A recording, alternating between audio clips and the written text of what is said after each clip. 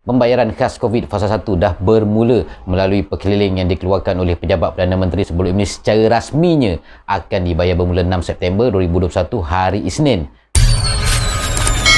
Assalamualaikum, salam sejahtera. Bagi penerima-penerima bantuan khas COVID fasa 1 ni yang akan bermula pada hari Isnin iaitu 6 September, untuk yang menerima secara kredit terus ke dalam akaun masing-masing. Yang bagi penerima-penerima yang dikategorikan sebagai gagal kredit ataupun tiada nombor akaun atau sebaliknya, mereka ini kalau melalui bantuan Prihatin Rakyat untuk B40 dan juga M40 sebagainya, mereka akan menerima secara tunai yang akan bermula daripada Bank Simpanan Nasional juga pada 6 September. Jadi video ini aku hanya fokuskan kepada beberapa perkara yang perlu diikuti penerima-penerima yang gagal kredit ataupun secara tunai ni, supaya korang tidak menghadapi sebarang masalah untuk menerima bantuan ini secara tunai. Dan tonton video ini sampai habis. Baik, untuk penerima-penerima yang gagal kredit sebelum ini dan menerima secara voucher dan tunai, yang terbaru, Bank Simpanan Nasional telah mengeluarkan satu notis rasmi mengenai pembayaran bantuan khas COVID. Menurut notis tersebut, bantuan khas COVID-19 ni akan dibayar seperti apa yang dimaklumkan Pejabat Perdana Menteri, iaitu dikreditkan bermula 6 September 2021. Bagi yang tiada akaun bank ataupun gagal kredit sebelum ini, korang semua boleh menuntut bayaran korang melalui tunai di Bank Simpanan Nasional di cawangan-cawangan di seluruh negara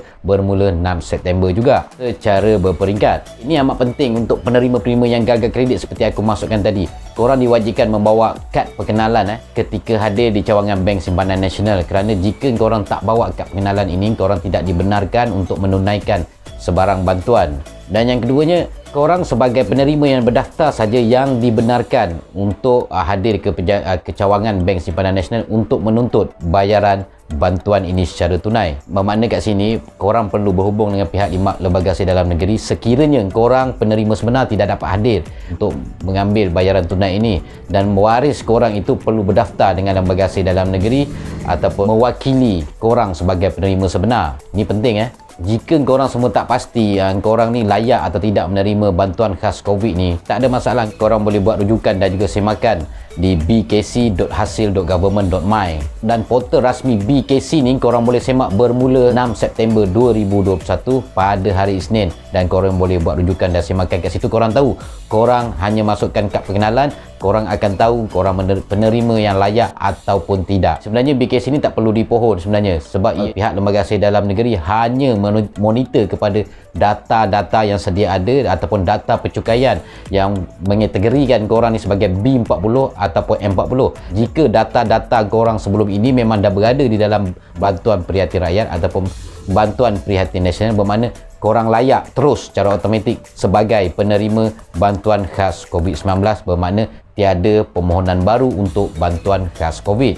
Jadi untuk keterangan lanjut, jika tidak pasti apa-apa mengenai bantuan korang sudah dikreditkan atau belum, ataupun pembayaran tunai korang sudah tersedia ada di bank-bank yang dimasukkan, korang boleh terus berhubung dengan pihak Bank Simpanan Nasional melalui talian 1300 88 1900. Aku ulang balik, 1300 88 1900. Korang boleh berhubung dan buat pertanyaan ada tak bayaran korang yang sudah disediakan.